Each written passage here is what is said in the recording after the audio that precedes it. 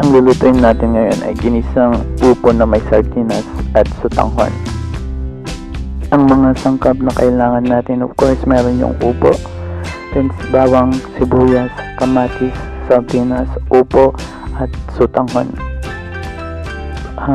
Gamit din tayo ng asin or patis, or pwede din paguong, depende kung anong mas prefer mong gamitin na pampalasa. Hiwain natin ang mga sangkap sa maliliit na piraso. Masarap ang recipe ito, lalo ngayong pandemic, kasi madaming mga binibigay na mga dilata ng sardinas. So, umpisahan na natin ang magluto. Kumuha ng kawali, initin at lagyan ng mantika.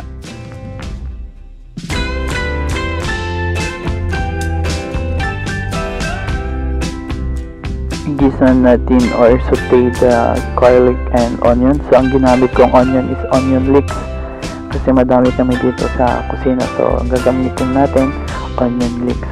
Pero pwede rin kayong gumamit ng ibang onion gaya ng onion na red or yung white.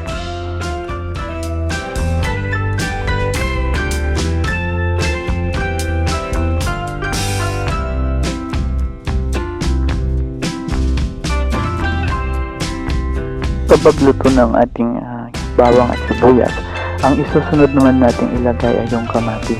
Kailangan nating lutuin mabuti yung kamatis kasi pag hindi luto masyado yung kamatis, mas madaling mapanis yung mga pagkain.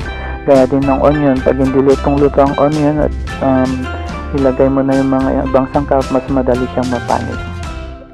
Pagkalagay ko ng kamatis, nilagyan ko na agad ng paminta, asin,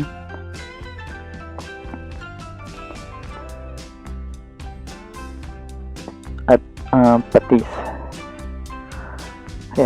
Yan ang patis natin.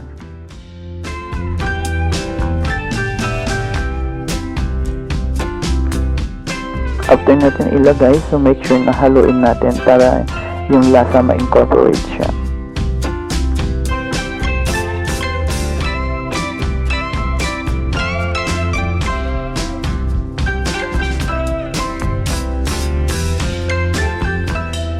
Pag luto na yung kamatis, pwede na rin natin ilagay yung sardinas para yung sardinas maigisa rin at hindi siya malansa. So ayan, igisa na natin yung sardinas.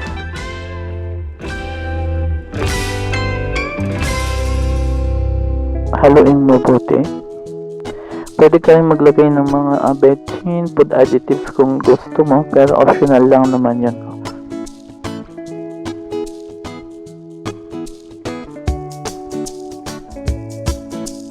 Pag kumulo na, pwede ka nang maglagay ng tubig. So, mga 3 cups or 4 cups of water. Then, pakuluan mo lang siya.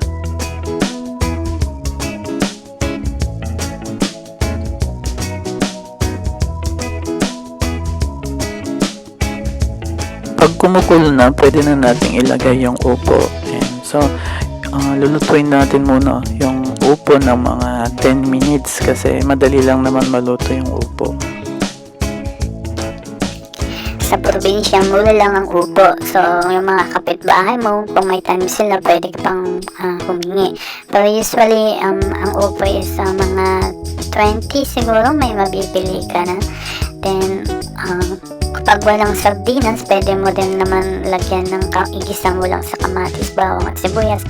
Okay na. Or pwede mong lagyan ng meat or pork kung gusto mo naman na baboy yung isasahog mo. So, madaming pwedeng isahog sa upo. And kung walang sotanghon, okay lang din naman. So, optional din lang yan. So, para mas mapasarap or magkaroon ng twist, pwede mong paghalu-haluin yung upo, sardinas, at sotanghon. Pag nakita mong medyo luto na yung gulay, pwede mo na rin ilagay yung ating sotanghon. So, lutuin lang natin ng 3 minutes ang sotanghon kasi madali lang naman itong maluto. Para mas maganda ang texture niya. Huwag nating i-overcook.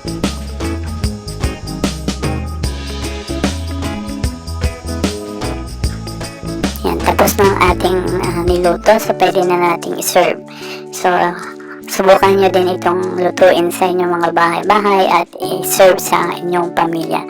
Maraming salamat sa panonood at see you on our next video.